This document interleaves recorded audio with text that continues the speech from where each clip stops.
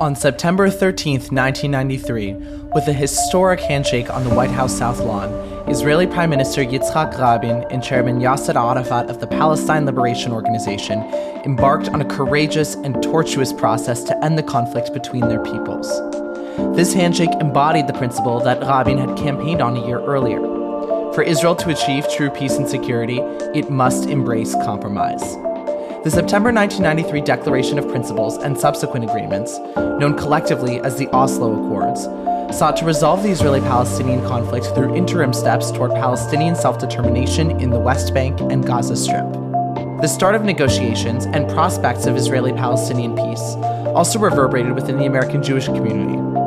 In March of 1993, a meeting between Prime Minister Rabin and a group of Jewish leaders in New York resulted in the birth of Israel Policy Forum, an organization dedicated to fostering American Jewish support for the peace process and providing American Jews with analysis on Israeli-Palestinian affairs. The Oslo process heralded two historic innovations in Israeli-Palestinian relations.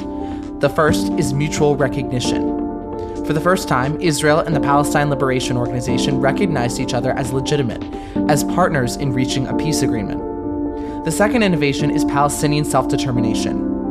Israel's cession of Palestinian cities in the West Bank and Gaza to the new Palestinian Authority constituted a momentous step in shrinking the occupation and in allowing Palestinians control over their own affairs. Events of the past 3 decades have tarnished both accomplishments. On November 4, 1995, the assassination of Prime Minister Rabin thrust the country into turmoil. Despite the efforts of the Clinton administration, talks at Camp David in 2000 failed to produce a final status agreement. Deadly Palestinian terror attacks, likely encouraged by Palestinian leadership, left Israeli society traumatized and largely disillusioned about Palestinians' willingness to live alongside them in peace.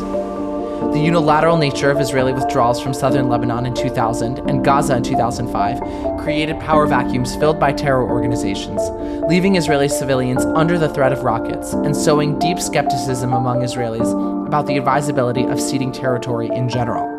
Israel withdrawing from Gaza without a negotiated agreement, the Hamas takeover of the territory 2 years later, and decades of ineffective and autocratic governance in the West Bank further eroded the Palestinian Authority's mandate to represent the Palestinian people.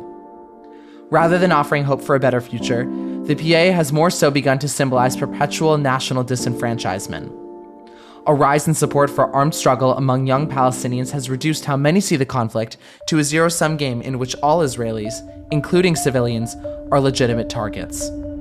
In Israel, the past 2 decades have seen the sidelining of the PA and the Palestinian issue, and the proliferation of West Bank settlements in territory Israel was theoretically prepared to hand over to a Palestinian state.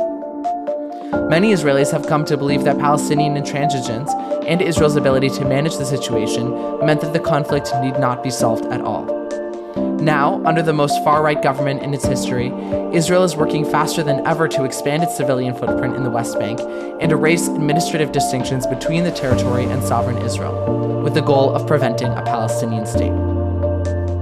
All of these trends undermine the key achievements of the Oslo era.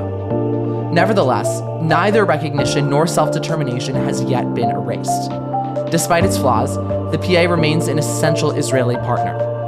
The majority of Palestinians in the territories live under the Palestinian self-rule established in the 1990s. Meanwhile, the settlement enterprise has not yet secured Israeli dominance over the West Bank or prevented Palestinian contiguity. Oslo's promise may be unfulfilled, but its premise endures. If in the future Israel is to remain secure, Jewish, and democratic, and if one day Palestinians are going to enjoy full self-determination, it will happen through negotiations, measured territorial steps, and tough compromises. It will be achieved by returning to the foundation of recognition and self-determination that the Oslo process established. A 2-state outcome remains both feasible and existentially necessary. With no illusions about the formidable challenges the current moment poses to this goal, Israel Policy Forum continues to serve as an essential resource for policymakers and members of the American Jewish community. We've been at the forefront of the American Jewish conversation, warning against dangers like West Bank annexation and the judicial overhaul. Our experts continue to offer incisive policy prescriptions on how to leverage opportunities to advance 2 states, whether through regional normalization or a more effective U.S. policy towards settlements. Meanwhile, we're developing policy recommendations for the US that aim to bolster Palestinian institutions and state-building initiatives in spite of ineffective and unpopular Palestinian leadership. 30 years since Israel Policy Forum emerged as a voice for American Jews committed to Prime Minister Rabin's vision, we remain steadfast in our conviction that only through an eventual political process with the Palestinians can Zionism achieve its ultimate aspiration, an Israel that is secure, Jewish, and democratic.